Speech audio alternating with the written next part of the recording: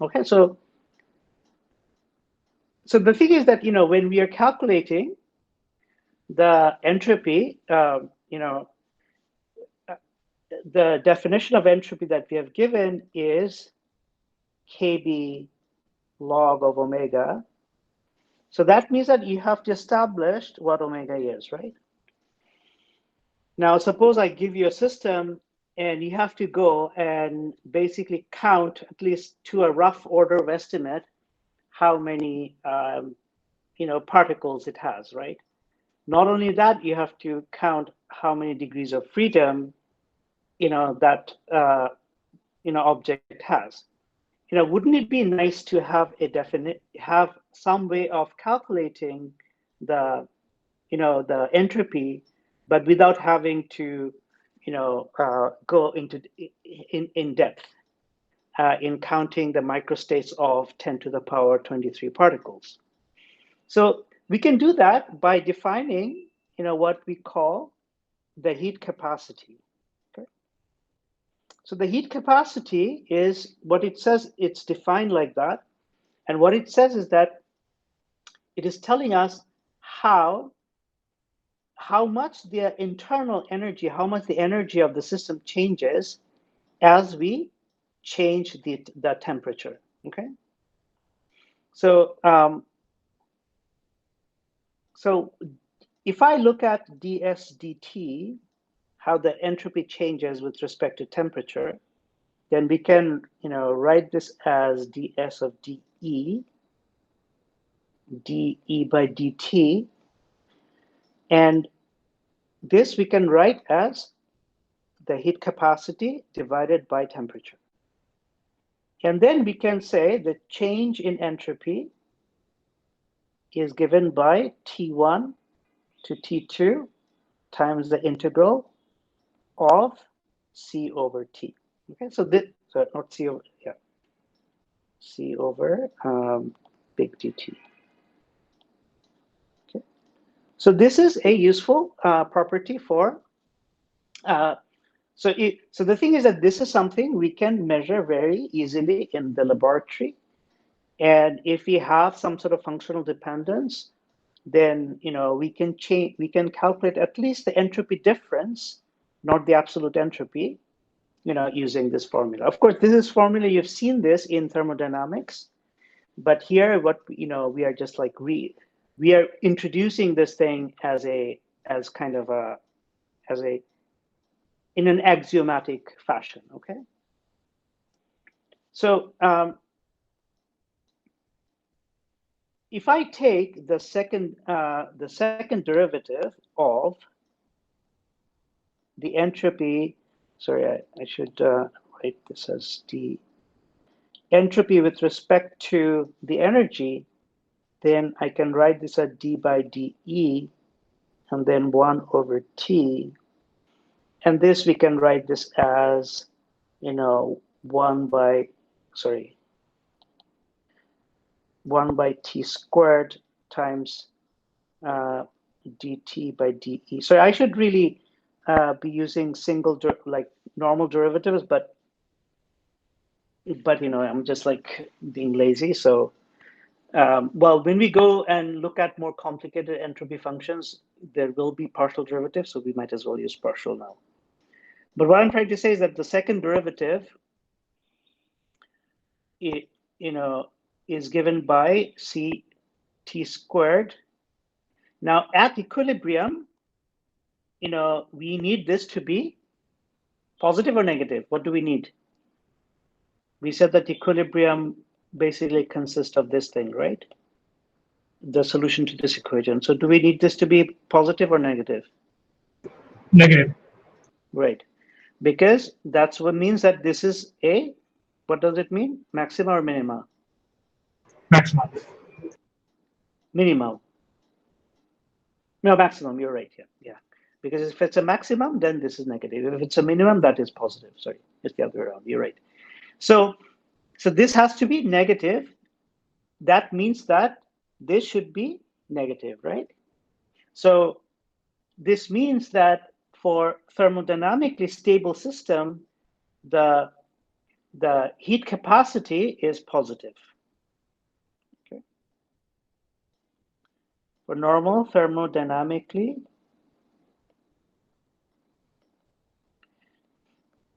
stable systems,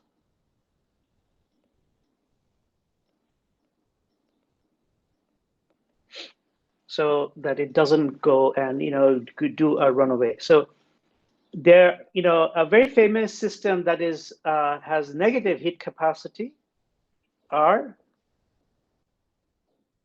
say, black holes. Okay, because what does it mean? It means that having a positive heat capacity means that as you increase the temperature, its internal energy increases, right? Whereas, for black holes, as the black hole gets bigger and bigger, so it gobbles up more stuff, so it gets heavier and heavier. So obviously its energy increases, but the radiation that it gives out, the Hawking radiation, becomes weaker and weaker. So smaller black holes are a lot brighter than larger black holes. So that's why black holes have negative heat capacity. Okay, so this was I'm just finishing up last time's lecture.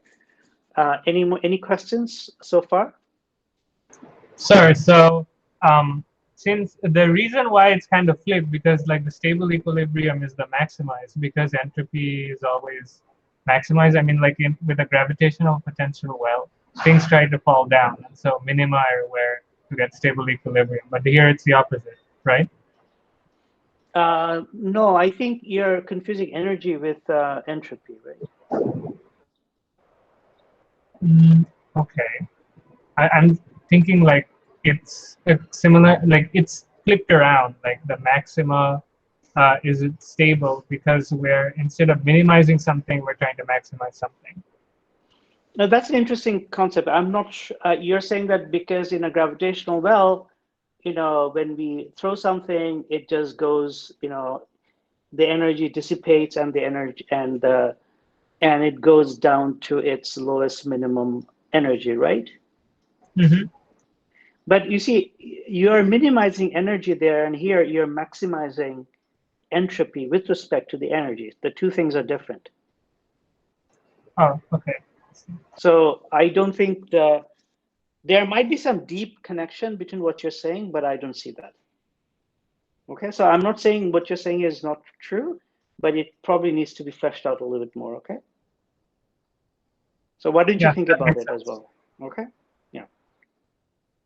Any other questions or comments?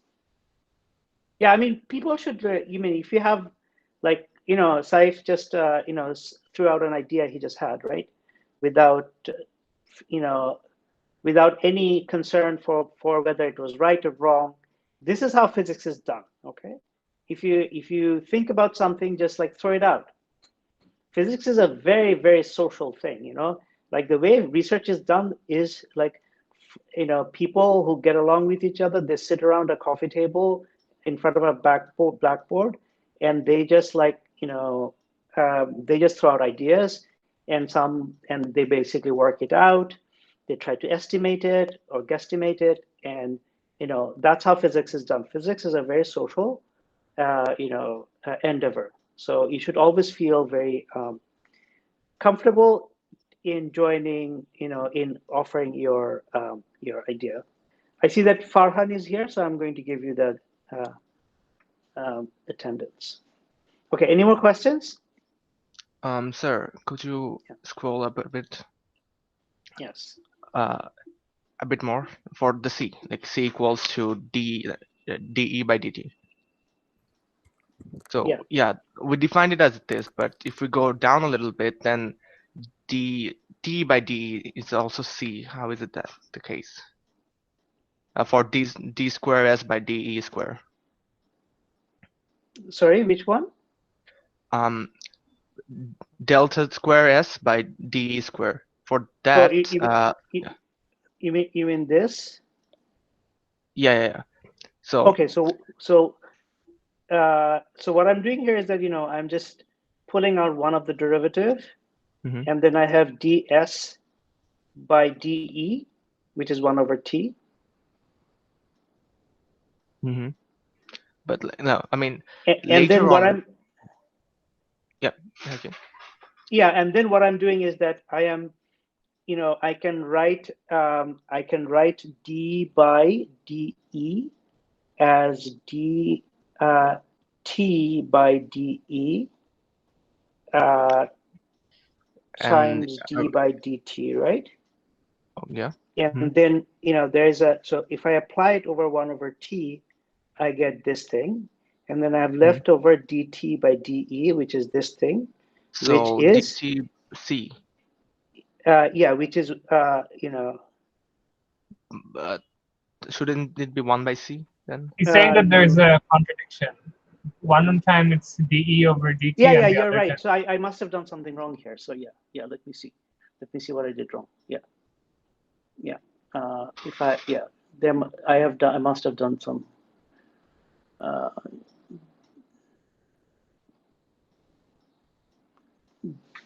yeah, because that means, yeah, because, no, this is all, Sir, I think, oh, yeah, I think I wrote it wrong. Yeah, sorry, Samia? sir, I think C is dt by du or dt by dE. Yeah,